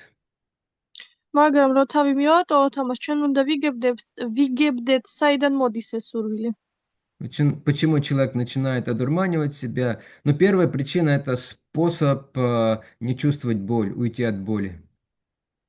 ერთ-ერთი პირველი მიზეზი არის, რის გამო ადამიანი იწყებს ამ ყველაფერს მიიღება, ის რომ ტკივილი არ იგრძნოს. Мы знаем с философской точки зрения, что гуна страсти приносит страдания, да? ჩვენ ფილოსოფიური აზრით ვიცით, რომ ვნების გუნა ჩვენ что приносит? Гуна страсти приносит страдания сильные. ჩვენ ვიცით, რომ ვნების გუნა მოგვიტანს წამებას. И чтобы избежать их, у человека есть два выхода. Либо подняться до гуны благости, либо опуститься в невежество. და თავი რომ ავარიდოთ ამას, ჩვენ გვაქვს ორი საშუალება, ან სათნოების გუნაში მივახციოთ, ან უფრო მაღლა წავიდეთ, ან პირიქით და დამასის გუნის კენ ჩავიდეთ. Но подняться в гуну благости – это большие усилия и время нужно. მაგრამ რომ სათნოების გუნამდე ამოვიდეთ, ამაზე დრო უნდა, ძალები სჭირდება ბევრი. А свалиться в невежество можно очень быстро. Что-то принял, и ты в невежестве, и не чувствуешь боли. აუმეცრების გუნაში ძალიან ადვილია მისი მიღწევა, თან ტკივილიც არ გრძნობ უკვე. Но проблема в том, что потом проблема возвращается. Человеку нужно опять пить или опять колоться. მაგრამ პრობლემა არის იმაში, რომ ადამიანს ისევ და ისევ უნდა ან ალკოჰოლი მიიღოს, ან მოწიოს, რომ ტკივილი აღარ იგრძნოს. Он уже испытывает всякие там ломки, ну, как это სხვადასხვა называется, у наркоманов, да? სხვადასხვა ლომკებს გრძნობს უკვე. Вторая причина– это способ очень быстро и легко получить очень сильное удовольствие, наслаждение, да? Почему люди მეორე принимают эти მიზ вещи. მეორე მიზეზი ეს არის ის, რომ ეს არის ადვილი, როგორ თქვა, ბედნიერების მიღწევა, М. სიამოვნების მიღწევა ადვილი. Но мы знаем, что в этом мире за все нужно платить. И за сильное удовольствие нужно платить большие цены, да? მაგრამ ჩვენ ვიცით, რომ ამ სამყაროში ყველაფერს თავისი ფასი აქვს და განსაკუთრებით უფრო მეტი უნდა გადავიხადოთ ის, რასაც სიამოვნებას მოგვიტანს. Если вы хотите себе там купить простенький телефон Xiaomi, да, чтобы там звонить, в мессенджерах быть там, ну и в принципе все, то это не так дорого. თუ თქვენ გინდათ იყიდოთ ჩვეულებრივი ტელეფონი Xiaomi, რომელსაც აქვს მესენჯერი და, ну, ჩვეულებრივი ტელეფონი, smartphone-ია, ეს ძალიან ძვირი არ არის. Но вы знаете, что за iPhone 17 Pro нужно много заплатить. მაგრამ თქვენ იცით, რომ iPhone 17 Pro უნდა ბევრი გადავიხადოთ. Если кто-то вам подходит и так говорит, слушай, вот новый iPhone 17 Pro, да, но и очень недорого, там 300 лари. აი, შეიძლება ვიღაცა თქვენთან მოვდა თქვას, იცი, იქ არის ეგეთი iPhone-ი, რომელსაც ძალიან ძვირად არგს, უბრალოდ 300 ლარი. Так, вы поверите в это? თქვენ დაიჯერებთ ამას? Ну, скорее всего, нет, только глупый человек в это поверит. დიდი ვარაუდით, რომ თქვენ არ დაიჯერებთ, იმიტომ მარტო სულელი დაიჯერებს ამას. То же самое вот с этими сильными удовольствиями. Чем больше мы хотим получить наслаждение, тем больше нужно за это платить. იგივეა აი იმ ძლიერ სურვილს, როგორ თქვა, სიამოვნება მივიღოთ. რაც მეტი გვინდა სიამოვნების მიღება, უფრო მეტი უნდა გადავიხადოთ მერე. Вот. Ты... И последнее, почему люди иногда пьют. Шрила Прабхупаде хиппи приводили такой довод. და ბოლო, как сказали вначале? Хиппи, с которыми Шрила Прабхупада общался, они пытались им объяснить, почему наркотики хорошо. ჰიპები, რომელთაც შრილა პრაბჰუპადასთან საუბრობდნენ, ისინი ცდილობდნენ აუხსნათ შრილა პრაბჰუპადას, რატომ ნარკოტიკები არის კარგი. Они говорили, когда мы принимаем наркотики, наше сознание расширяется. ისინი ამბობდნენ შრილა პრაბჰუპადას, როდესაც ჩვენ ვიღებთ ნარკოტიკებს, ჩვენი ცნობიერება უფრო ფართო ხდება. Мы начинаем видеть духовный мир.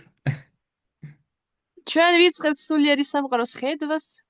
Вот. И слышим божественные голоса. გვესმის ხმები ამაღლებული. Вот. Поэтому для духовной жизни это классно. იმიტომ რომ სულიერ ცხოვრებისთვის ეს ძალიან მშვენიერია. Например, алкоголь может быть хорош для того, чтобы стать щедрым, да? მაგალითად, ალკოჰოლი არის კარგი იმისთვის, რომ ჩვენ გავხდით უფრო ბევრი რომ მივცეთ სხვებს ადვილად. Пьяный человек, он может легко отдать много. მთვრალი ადამიანი ძალიან ადვილად შეუძლია ფული ვიღაცას მისცეს. Я должен покаяться. მე უნდა გული გავხსნა. Я иногда это использовал на Санкиртане и распространял им книги или даже несколько книг сразу. მე უნდა სიმართლე გითხრათ, მე ხანდახან ამას Санкиртანაზე ვიყენებდი. Ну, я делал для того, чтобы они получили благо, поэтому я думаю, это небольшой грех. მაგრამ ეს ვეკეთებდი, რომ ისინი მიიღონ სიკეთე, ამიტომ მგონი ეს დიდი არ არის პრობლემა. И что вы скажете по этому поводу, по этому аргументу, что это хорошо для духовной жизни, расширяет сознание, дает духовный опыт? და ეხლა თქვენ მითხარით ამაზე, რატომ ეს არის ეგეთი კარგი ალკოჰოლის დალევა, დანარჩენი სხვა, რომ ეს ცნობიერება საფართოებს, პასუხით თხოვთ. Что вы можете сказать? რა შეგიძლია მითხრათ? Передать тебе слово.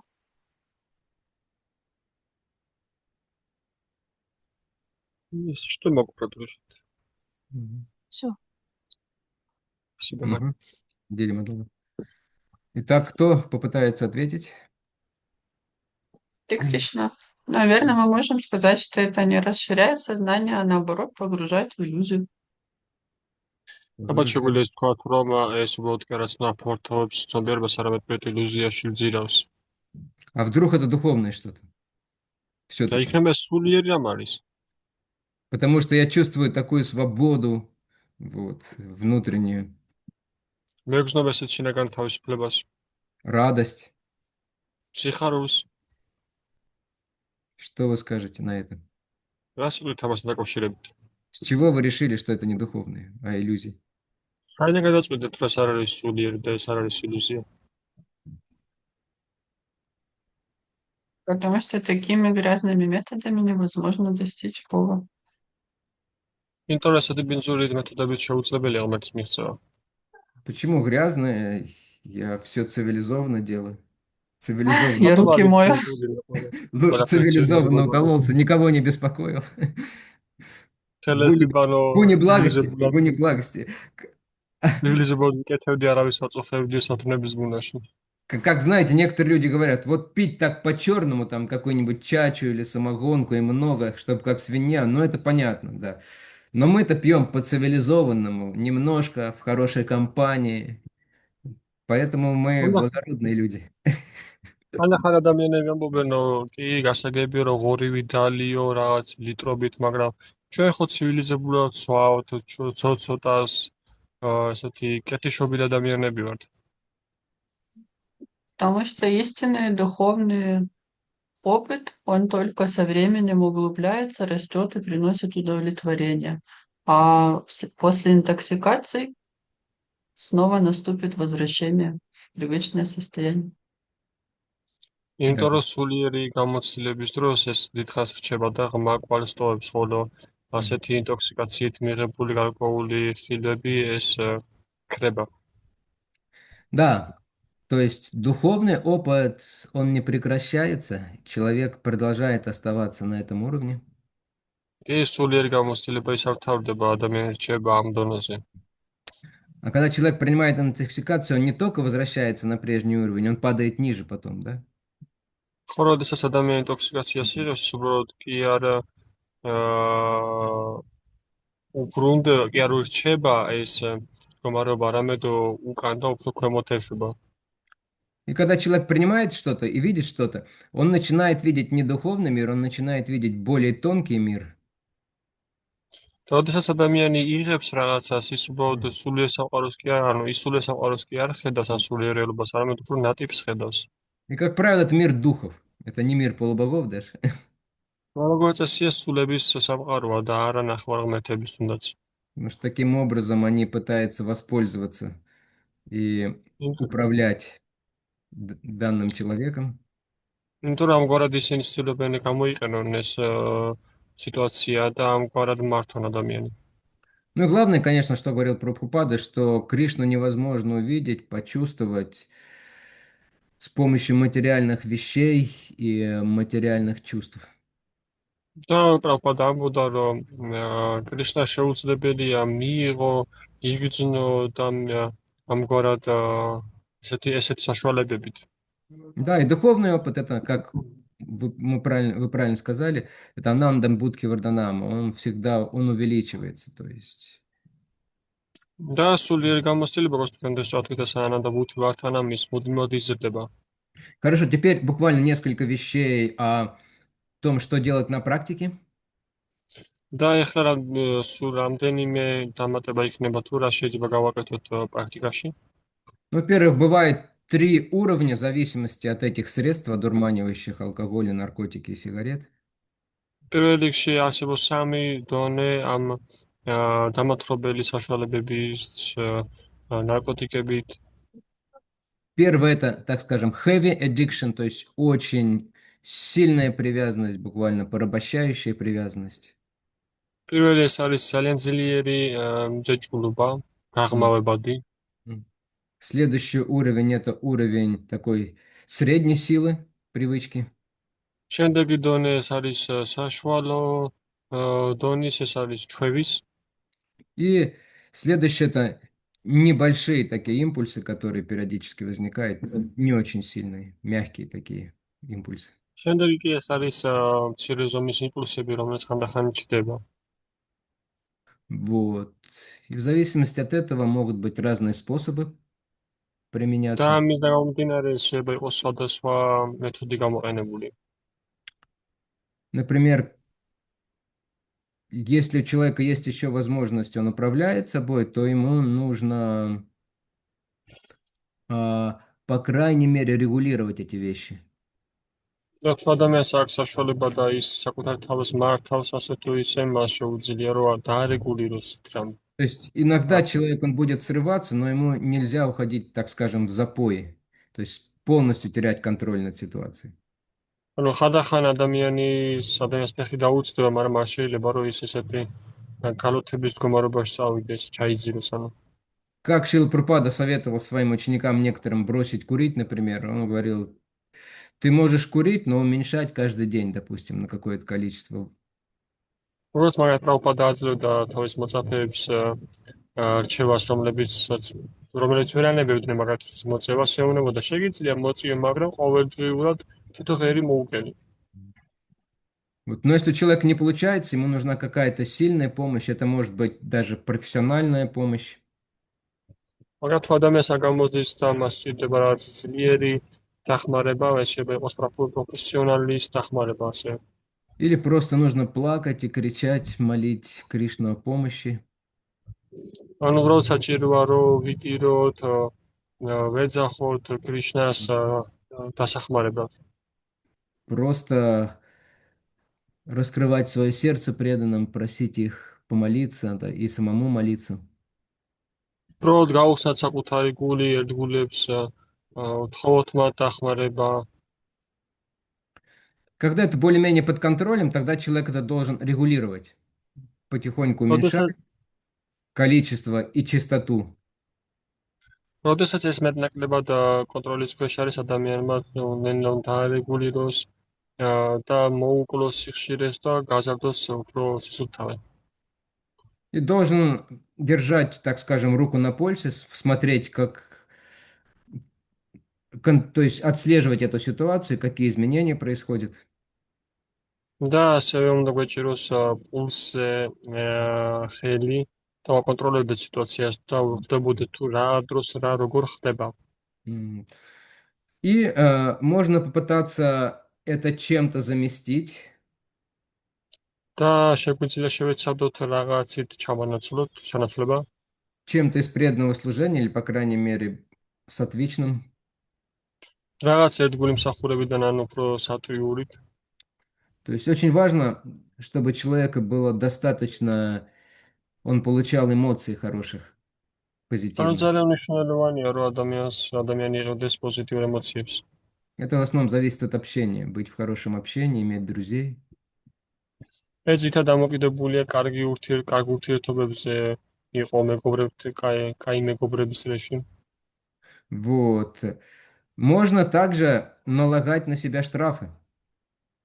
ასევე შეიძლება საკუთარ თავის დაჯარიმება. При каждом срыве 50 лари я жертвую в храм. ყოველ ესეთი აფეთქების დროს ფეხის დასცენის დროს მე 50 ლარს წირავ ტაძარს. За стакан вина 100 лари. ერთი ჭიქაღვინოს თვის 100 ლარი. За шоколадку или чай 50.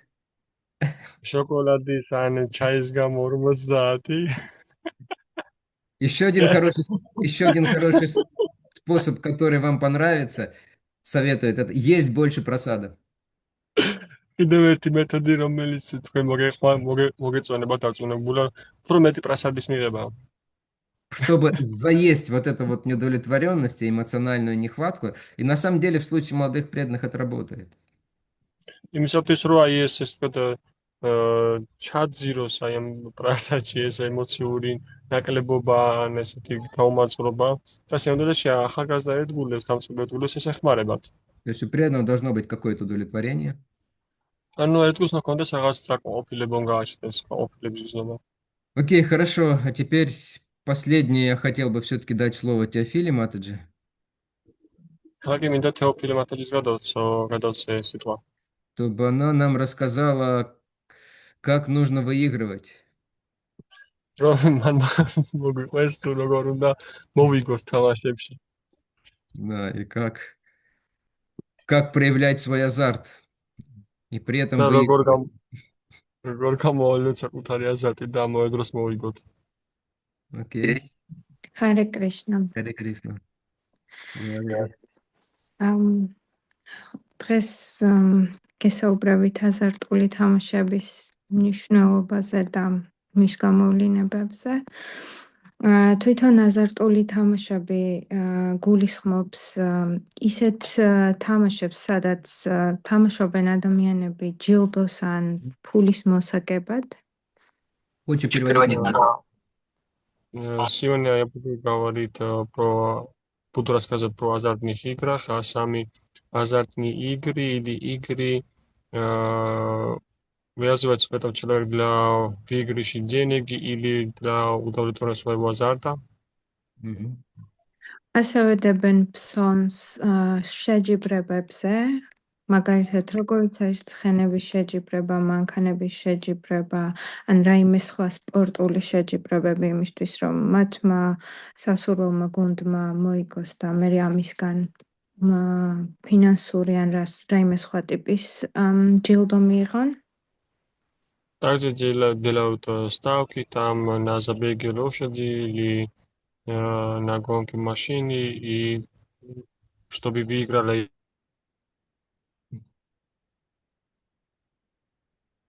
Хочешь позвонили, похоже. их на желаем ставку сделали. И таким образом взять какие-то деньги выиграть. ასევე ეს თამაშები აერთიანებს ისეთ თამაშებს, კაზინოს თამაშებს, მაგალითად კარტი, პოკერი, სლოტები და სხვა. და ასევე ლატარიის თამაში, როდესაც ადამიანები სუნდათ ერთი ბილეთით მოიგონ დიდი რაოდენობის თანხა ან რაიმე призы. Также такие игры объединяют в себе, так как казино, там слоты, покер, и когда или также может где-то какой-то билет покупают, когда хотят одним билетом зарабатывать очень большой Лотерея, да? деньги. Лотерея, да. რაც შეეხება ეს თამაშების დროს როგორ ვლინდება ადამიანებში ამ თამაშის სურვილი.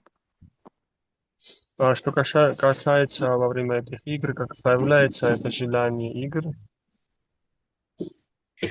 მოთამაშე და ადამიანი ფიქრობს, რომ იღბლის ან შანსის მეშვეობით შეუძლია მოიგოს მეტი სიმდიდრე, მიიღოს მეტი სიამოვნება და ამაში არაფერი გადაიხადოს. человек думает, что с помощью какого-то билета или какого-то шанса или какого-то, так сказать, доброе проявление судьбы, человек может заработать больше денег, много заработать и за это ничего не заплатит. და რომ მას შეუძლია მატერიალური ენერგიის მეშვეობით манипуляция და სათავისოდ გამოყენება მოგების მიზნით. И он думает, что он может использовать материальную энергию, манипулировать ее и использовать ее в свой благо, как он захочет. არ ახსოვს ის ნაწილი, რომ ბუნებას თავისი კანონები აქვს, რომ ღმერთი არეგულირებს ბუნების კანონებს და არც კარმის კანონები არ იცის, ან არ ახსოვს, ან უარყოფს მას. Не помнит или не знает о законах природы, что все это регулирует Бог и его энергия. И он или не помнит, или не знает про карму. ასევე ეს თვითონაც თამაშის სურვილი სიამოვნების მიღებასთან არის კავშირში და ასევე ფიქრობს, რომ სიამოვნების მიღებას არანაირი კანონი არ არეგულირებს. Также это склонность к азартным играм, это связано с желанием получить какое-то наслаждение, и он думает, что получение наслаждения никак не связано с, так сказать, природой, или то это ничто не регулирует это. და ასევე მისი ფიქრები მიმართულია იმისკენ, რომ ფიქრობს თუ მაგალითად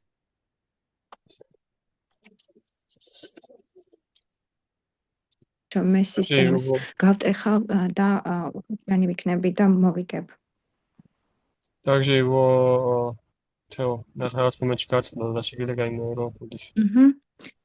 ფიქრობს, რომ თუ მე სისტემას გავტეხავ, უნდა არსებობდეს სადღაც რაღაც ხვრელი, რასაც ვიპოვი და სისტემას გავტეხავ და ამით მე მოგებას ვნახავ. ფიქრობს, რომ ის უფრო ჭკვიანია, ვიდრე ბუნების კანონები ან მთელი სისტემა, სადაც ვცხოვრობთ. Даже если он, может, понимает, осознает, что существует какая-то система, какая-то природные законы, но он думает, что он может его обхитрить и как-то его взломать, и с помощью этого заработает. То есть он себя ставит выше природы, и он думает, что он гораздо умнее, чем природа. ეხლა როგორ გამოვლინდება სხვადასხვა სფეროებში. ჯანმრთელობის მიმართულებით იწვევს ძლიერ დამოკიდებულებას და მიჯაჭვულობას, შეიძლება наркотикზე მეტადაც კი. А так, сейчас как проявляется это в разных сферах, в разных проявлениях. В первую очередь это в сфере здоровья. Азартные игры могут вызвать очень сильную привязанность, и даже сильнее, чем наркотики или алкоголь. მთლიანად გონება მოცულია იმით, რომ სად იშოვოს შემდეგი თამაშისთვის თანხა, რომ შემდეგი ფსონი დადოს. და ყველაფერი მისი ქმედება, მისი მენტალური ჯანმრთელობა არის კონცენტრირებული ამ საკითხზე და ყველა მისი ქმედება განპირობებულია თამაშის сурвилით. И вся его разум, ум погруженный в том, где найти еще деньги, чтобы еще сыграть, и вся его там ментальное здоровье, все это погружается в это. ეს გამოვლინდება ძილის ხარისხში, რომ ძალიან ცუდად ძინავთ, არიან ხშირად გაღიზიანებულები, აგრესიულები, დაძაბულები. Это проявляется также в качестве сна. Они очень плохо спят, они очень сильно раздражаются и очень такой нестабильный эмоционально. რაც შეეხება მორალურ მხარეს, ის თამაში ხელს უწყობს ისეთი თვისებების განვითარებას, როგორიც არის სიხარბე, მიჯაჭვულობა, ფლობა და ბატონობა. Что касается моральной сферы, это игры, азартные игры помогают развиваться такие качества, как это жадность, это какой-то пользоваться чем-то, что ему не принадлежит, и так далее. ასევე ფულით შეპყრობილობის სურვილს და სხვადასხვა დანაშაულისკენ ან ღალატისკენ მიდრეკილებას. Также человек становится одержимым деньгами, также оно развивает склонность обману и измене. ეკონომიკური მიმართულებით ეს მორალური ნაწილი და ეს დანაშაულისკენ მიდრეკილება და ღალატისკენ და ეკონომიკური ნაწილი ძალიან ხშირად გადაჯაჭვულია ერთმანეთთან. С точки зрения экономики, это сфера моральная, здоровья и экономика, это очень сильно сплетаются с друг другом. თამაშის გამო ხშირად იღებენ ვალებს ან იპარავენ იმისთვის, რომ ითამაშონ თუ საკუთარი თანხის რაოდენობა ამოეწურებათ. Для того, чтобы еще сыграть, они часто занимаются грабежами, то есть у кого-то украдут, или они берут долг. ხშირია შემთხვევები, თუნდაც საქართველოს მაგალითზეც, როდესაც არათუ მხოლოდ საკუთარი ქონება, არამედ მისი ოჯახის წევრების ან მისი ახლობლების ქონება გაყიდეს ან დაკარგეს.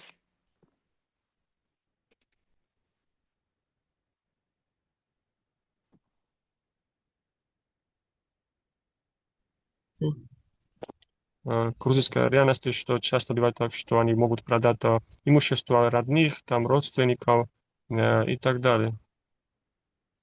და არსებობს ისეთი შემთხვევებიც, როდესაც აი ამ ცუდი სიტუაციების გამო თვითმკვლელობით ამთავრებენ სიცოცხლეს. Существуют также такие ситуации из-за того, что они играют так, и у них накапливаются такие негативные случаи, они заканчивают жизнь самоубийством. მე მახსოვს, როდესაც სკოლაში ვსწავლობდი, ჩემი ნაცნობი ახალგაზრდა ბიჭი, რომელმაც თავი ჩამოიხრჩო იმის გამო, რომ დიდი რაოდენობის თანხა დაკარგა казиноში. Я помню один случай, когда я училась в школе, что мой знакомый молодой человек там тоже в школе учился, который что из-за того, что он проиграл очень много денег в казино, потерял, он повесился. ეხლა რა შეიძლება რომ გავაკეთოთ ან თავი ავარიდოთ ამას მნიშვნელოვანია წრე ამ საკითხშიც რომელ ადამიანების როგორ წრესთან ვურთიერთობთ და ვინ არიან ჩვენი მეგობრები ან გარშემომყოფები. А сейчас, что касается того, как мы можем себя защитить или как избегать такого дурного склонности, в этом играет очень большую роль окружение людей, с которыми мы общаемся, с кем мы дружим. ასევე მნიშვნელოვანია ინფორმაციის მიწოდება და განათლება ამ საკითხზე, თუ რამდენად საზიანო არის და ასე და რა უარყოფით შედეგებს იწვევს როგორც მატერიალურ ცხოვრებაში, ისე სულიერში და ღმერთის კანონების შესახებ ინფორმაციის გავრცელება. Также важна подача информации, что настолько это вредно,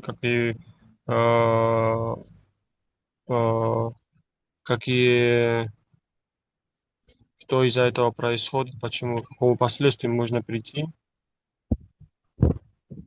და მე ვფიქრობ, რომ კარგი იქნება თუ სახელმწიფოს მხრიდან რეკლამებით და ზოგადად ასეთი თამაშების საშუალება იქნება მაქსიმალურად შეზღუდული ან აკრძალული, რომ არ იყოს ამის რეკლამა. Я думаю, что для этого было бы хорошо со стороны государства, что такие рекламы или такие заведения будут максимально сужены или не будут рекламируются.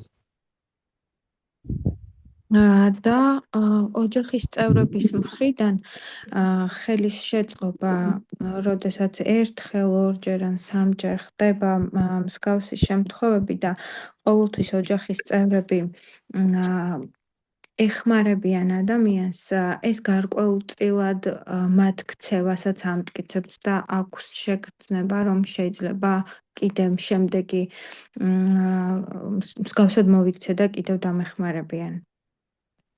А что касается со стороны помощи, со стороны родственников или членов семьи, это что когда один раз или несколько раз человек так проигрывает, и родственники или члены семьи помогают его все равно финансово или финансово, это утверждает человека, что так можно поступать, и ничего страшного не будет. ეს იყო რაც მოვამზადე. მადლობა. Это было, что я подготовила. Спасибо большое. Very nice. Очень хорошо. Да, очень подробно, главное, с анализом внутренних причин, что очень важно. ძალიან კარგია და ძალიან დეტალებში იყო თავარი რომ შინაგანი მიზეზების ანალიზი იყო. Азартные игры, особенно если человек в гоне страсти, они могут очень сильно увлечь, если страсть преобладает. азარტმა თამაშებმა ძალიან შემაგაიტოს ადამიანი თუ რა თქმა უნდა ის მასში ნებისგუნა ძალიან ჭარბობს. Пример негатива прямо дается в шастрах наших. Это даже великий Махараджа Юдхиштхира. ნეგატივის მაგალითი პირდაპირ მოცემულია პრაქტიკულად შასტრებში, ეს არის მაჰარაჯა იუდჰიშთირა. Он проиграл все, даже жену. მან ყველაფერი წააგო, ცოლიც კი. То есть все, что можно проиграть, он проиграл. Да. ანუ ყველაფერი წაგება შეიძლებოდა, მან წააგო. Ну, то есть... Хорошо. У нас еще остался последняя вишенка на торте, но сегодня мы уже не успеем. ჩვენ დაგვრჩა ბოლო ესე თქვა თბილეული ტორტზე ან ხილი, მაგრამ დღეს ყველგან მოვასწრებთ. Поэтому на следующей встрече во вторник Матаджи Юлия нам расскажет. ამიტომ შემდეგ შეხვედრას რომ შაბათს მათაჯი იულია მოგყვება ბოლო პრინციპის შესახებ. И мы в целом подведем итог этой теме. და ჩვენ საბოლოო საერთო ჯამში შევაჯამებთ ამ თემებს. И обсудим один очень важный момент. Это чувственное наслаждение и сознание Кришны. და განვიხილავთ ერთ-ერთ ყველაზე მთავარ მომენტს, ეს არის ცნობების დაკმაყოფილების ასპექტი კრიშნას ცნობიერებაში. Мы поговорим, как наслаждаться в сознании Кришны можно, а как не нужно. ჩვენ ისაუბრებთ იმის შესახებ, თუ როგორ დავტკბეთ, დავიკმაყოფილოთ გრძნობებით კრიშნას ცნობიერებაში, შეიძლება ეს თუ არ შეიძლება. Это достаточно тонкая тема, которая требует, как правило, зрелости. ეს საკმაოდ ნატიფი თემაა, რომელიც როგორც წესი მოითხოვს სიმწიფეს. Новички склонны кидаться из крайности в крайность. ახალბედები მიდრეკილები არიან, რომ ერთი უკიდურესობიდან მეორე უკიდურესობაში გადაიხარო. Это приносит много боли и страданий, и это опасно для духовной жизни в целом. ამას მოაქვს ბევრი ტკივილი და ტანჯვები და ეს სახიფათოა სულიერი ცხოვრებისთვის. Сегодня всем большое спасибо, все активно участвовали. მადლობა დღეს დღეს ყველა აქტიურად იყო ჩართული. Я думаю, получилась очень хорошая встреча, по крайней мере, мне очень понравилось. მე ვფიქრობ, რომ ძალიან კარგი შეხვედრა გამოვიდა, როგორც მინიმუმ მე მომეწონა. Но если мне понравилось, то и Кришне понравилось. და მე მომეწონა, კრიშნას მომეწონა. It's a joke, преданные devotees. Don't take it seriously. Hare Krishna. Шрила Прабхупада ки джай. Ананта Коти Вайшнава Вринда ки джай. Нитай Гора Премананда Хари Хари Бол.